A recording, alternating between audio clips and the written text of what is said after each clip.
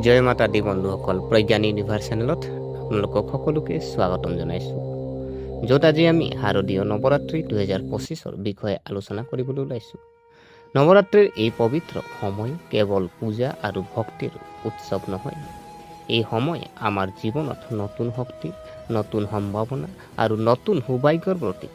কোৱা হয় যে মা দুৰ্গা আহি পোৱাৰ লগে লগে তেওঁৰ ভৰিৰ ধূলিয়ে দুখ কষ্টবোৰ নিৰ্মূল কৰি জীৱনত সুখ সমৃদ্ধি সুখ আৰম্ভ হয়। এইবাৰৰ শাৰদীয়া নৱৰাত্ৰিয়ে কিছুমান বিশেষ ৰাশিৰ জীৱনত আচৰিত ধৰণৰ পৰিৱৰ্তন আনিছে, আৰু সেই ৰাশিৰ সমূহ হ'ল কন্যা, সিংহ আৰু মকৰ ৰাশি। হয় বন্ধুসকল, এই তিনি ৰাশিৰ ভাগ্য এই নৱৰাত্ৰিত জিলিকি উঠিব আন্ধাৰৰ দ্বীপৰ দৰে। টকাৰ নাটনি দূৰ হ'ব, বাকী থকা কামবোৰ সম্পূৰ্ণ হ'ব আৰু জীৱনত সফলতাৰ নতুন দুৱাৰ মুকলি হ'ব। গতিকে এই তিনিটা ৰাশিৰ বাবে শাৰদীয় নৱৰাত্ৰি 2025 কি আশীৰ্বাদ কঢ়িয়াই আনিছে সেই বিষয়ে বিতংভাৱে জানো আহকচোন। গতিকে পলম নকৰি আহক আমি ভিডিঅ'ৰ মাজলৈ সোমাই যাওঁ। প্ৰিয় দৰ্শক, সমগ্ৰ ভাৰতবৰ্ষতে নৱৰাত্ৰি উৎসৱ শ্ৰদ্ধা আৰু ভক্তিৰে পালন কৰা হয়। এই সময় কেৱল ধৰ্মীয় দৃষ্টিকোণৰ পৰাই নহয়, জ্যোতিষৰ দৃষ্টিকোণৰ পৰাও অতি গুৰুত্বপূৰ্ণ। নৱৰাত্ৰিৰ দিনত শক্তি উপাদান আটাইতকৈ শক্তিশালী। এই সময়ছোৱাত গ্ৰহ আৰু নক্ষত্ৰ মণ্ডলৰ মাজত ভাৰসাম্য ৰক্ষা কৰাটো সহজ হৈ পৰে। যিসকলে সাধনা, জপ, তপস্যা বা মন্ত্ৰ জপ কৰে তেওঁলোকে অসাধাৰণ উপকাৰ লাভ কৰে। আৰ্থিক মানসিক সমস্যা দূৰ হয়। শাস্ত্ৰত কোৱা হৈছে নৱৰাত্ৰং শুভম পুণ্য সৰ্বকাম প্ৰদায়কম, অৰ্থাৎ নৱৰাত্ৰিৰ উৎসৱই সকলো কামনা পূৰণ কৰে। গ্ৰহৰ অৱস্থান আৰু প্ৰভাৱ যদি চোৱা হয়, এইবাৰ শাৰদীয় নৱৰাত্ৰিত গ্ৰহৰ বিশেষ অৱস্থান তিনিটা ৰাশিৰ বাবে আশীৰ্বাদ হিচাপে প্ৰমাণিত হ'ব। গুৰু বৃহস্পতিৰ অনুকূল প্ৰভাৱে কন্যা ৰাশিৰ আৰ্থিক আৰু পাৰিবাৰিক সুখ দিব। সূৰ্য আৰু মংগল গ্ৰহৰ বিশেষ সংমিশ্ৰণে সিংহ ৰাশিৰ বাবে শক্তি, সাহস আৰু আত্মবিশ্বাস প্ৰদান কৰিব। একে সময়তে শনি মহাৰাজে মকৰ ৰাশিৰ জাতক জাতিকা সকলৰ আজিৰ দিনটোত অদ্ভুত কৰ্মফল দিব আৰু ঋণৰ নিৰাময়ৰ বাবে যুগৰ সৃষ্টি কৰিব। এতিয়া এই নৱৰাত্ৰিত কন্যা, সিংহ আৰু মকৰ ৰাশিৰ জাতক জাতিকাই কি কি আশীৰ্বাদ পাব সেয়া এটা আটাইতকৈ সকলো আমি জানো আহক। প্ৰিয় দৰ্শক, প্ৰথমতে জানো আহক কন্যা ৰাশি। এই নৱৰাত্ৰি কন্যা ৰাশিৰ জাতক জাতিকাৰ বাবে নতুন ভোৰ হোৱাৰ দৰে হ'ব। এতিয়ালৈকে আপুনি সন্মুখীন হোৱা আৰ্থিক সমস্যাবোৰ এতিয়া সমাধান হ'ব। বহুদিন ধৰি চলি থকা ধনৰ নাটনি এতিয়া নাইকিয়া হৈ যাব।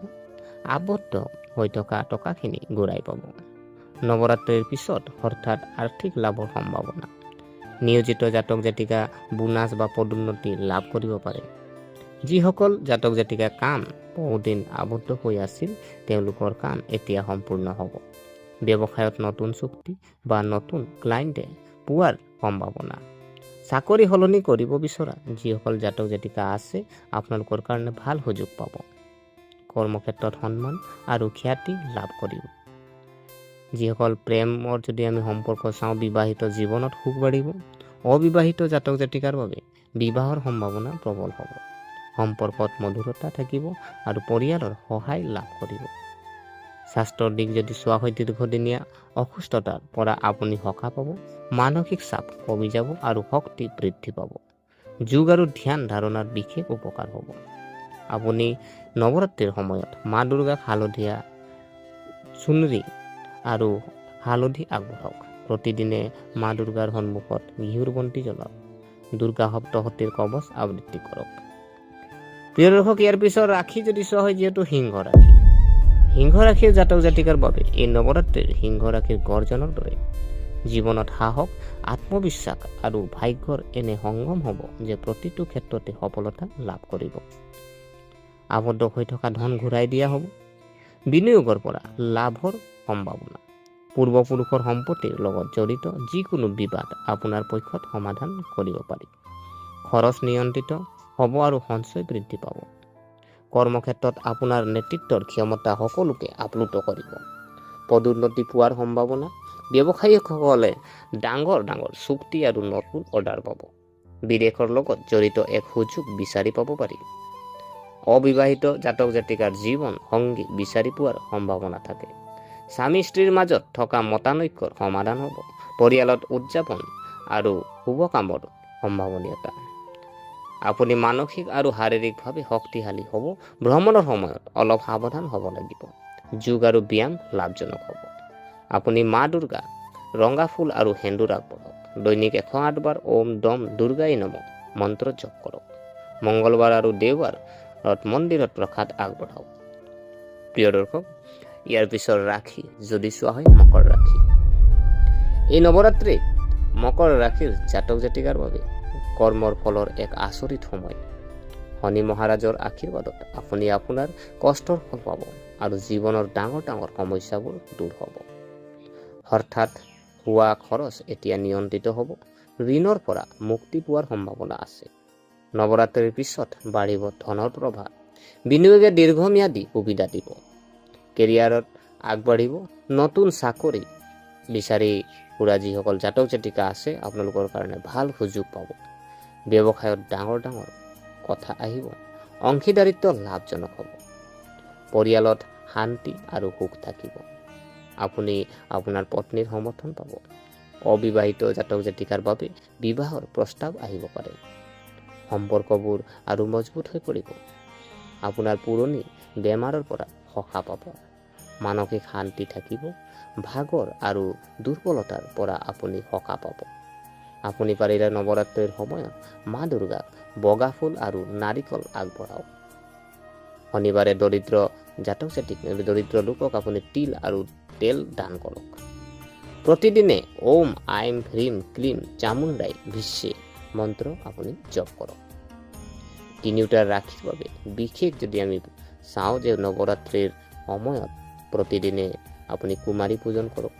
মা দুৰ্গাক 9 দিনৰ বাবে বিভিন্ন ফুল আগবঢ়াওক। দুখীয়া আৰু আটকজনক সহায় কৰক।